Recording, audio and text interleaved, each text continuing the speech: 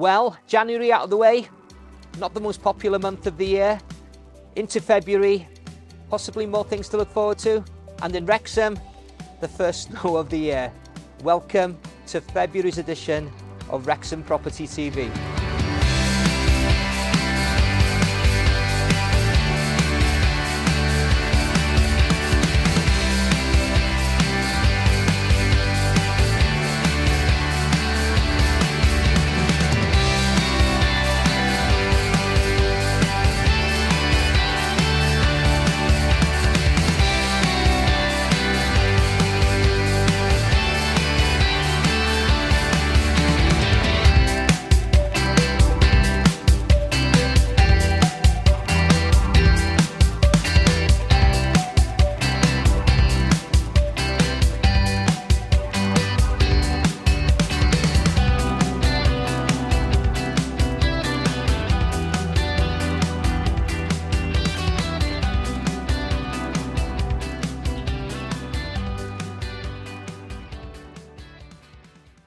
I've got to say that the sales market has had a real spring in its step from very early doors in January, with properties coming onto the market and selling as well. And the dilution in price, which many of us thought would be greater than it is currently. I mean, you're looking at offers being accepted at 2 and 3% below market value, being quite a common occurrence. That's a far better result than what I'm hearing anecdotally from Chester agents and Shrewsbury agents.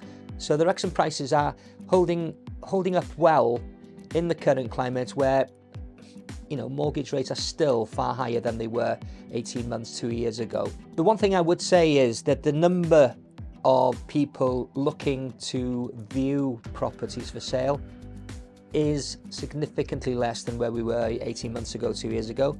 So the same intensity is not in the market, and we're getting more normalised numbers in terms of people wanting to view particular properties. The market has started off surprisingly well, and there's a cause of optimism in that sense that people are still feeling confident of the market and properties are moving through very steadily. With regards to lettings, I'm sure you'll remember it was reported widely amongst the press and the newspapers that Wrexham has got, in terms of the average number of people interested in viewing rental properties, it's got the highest number in the UK as a whole. 56 people for every single property as an average. We had a property for rent in Acton recently where we had over 150 registered interest in viewing that property. There's a 30 to 40% reduction on rental properties compared to where we were prior to the pandemic. In addition, I think it's fair to say that a lot of landlords have been scared off by the new legislation that came through on the 1st of December 2022. And taken together, it has meant that we haven't now got enough rental property to service the need and the requirement that's generated from within the needs of the town itself. Now, there are people with a political persuasion that believe the issue here should be sorted by having publicly owned property, publicly owned houses. Now, whether you think that's right or wrong, I'll tell you one thing for certain. Increasing the housing stock on the public side cannot be afforded by any potential government now. So that ain't going to happen. Certainly not for the medium term. It's not going to happen. And even if it started today, you're still talking about several years before that would have any kind of impact. The answer has to be in the private rented sector. At the moment, nobody in positions of influence and power seems to want to recognise the real crisis that the rental sector in Wales, in Wrexham, is in right now.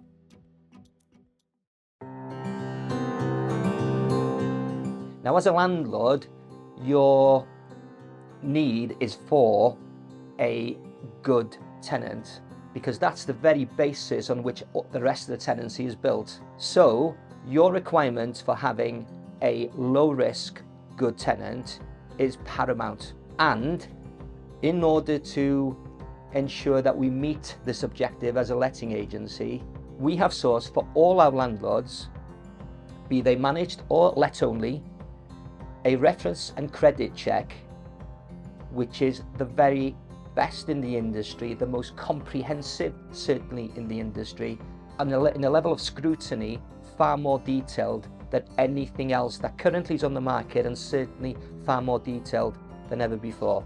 We've been lucky enough to get Joe Dickens from Let Alliance, who will talk you through the main attributes of this new system. What we're able to do within Vista is we're able to assess people based on true affordability and based on their actual effective disposable income. So we're able to go via our partnership with Experian directly to verify the income that they have coming into their bank account in real time.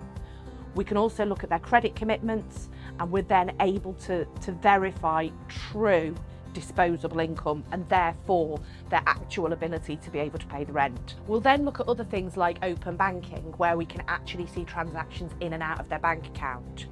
But if we're not able to verify things through those technologies, we'll then flip things and we'll start to look at things like people's pay slips, their bank statements, their tax returns.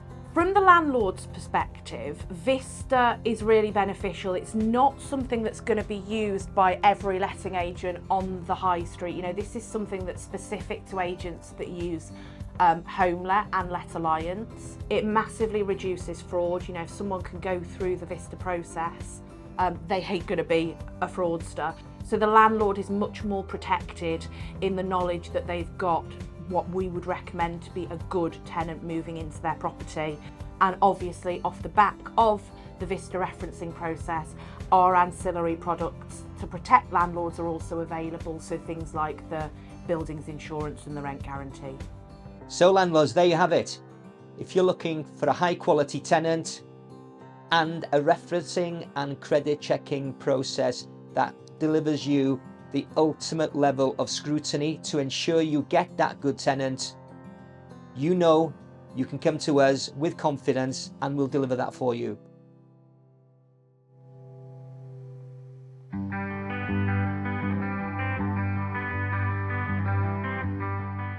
Landlords, if you read the property press, like I have, then you'll know that 2024 is projected to be a somewhat difficult year in places, with some choppy water ahead, particularly when it comes to rental arrears.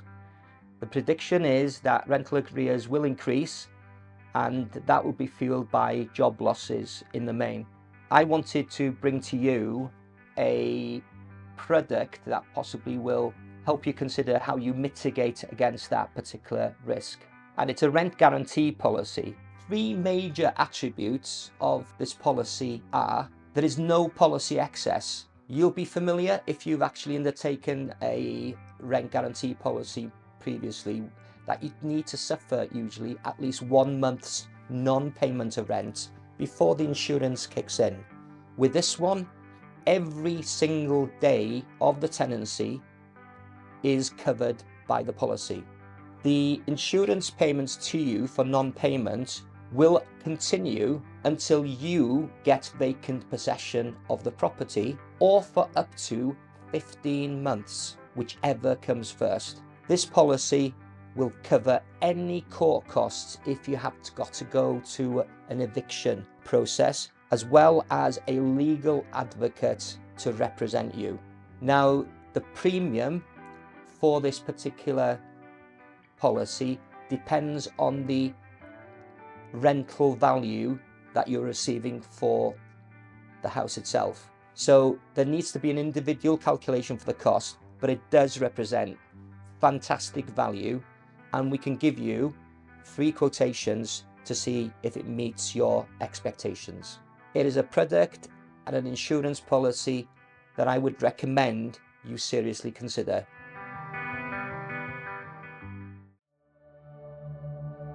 I was invited down here by Scoot, Michael Hett, And over my right shoulder, you'll see the familiar signs of the new floodlights at the racecourse.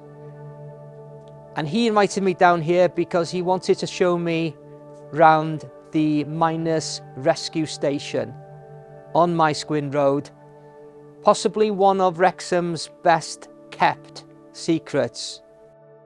Let's take a look. Please explain where we are currently. So this is a mines rescue station on My Squin Road in Wrexham, opened in 1913. Last coal mine closed, or production ceased at Bersham in December 1986. It was then taken over by the fire brigade, who used it for their training purposes. So we ended up purchasing the building and then gifting it to the charity. It was just an amazing building, you know, and it deserves to be saved and that.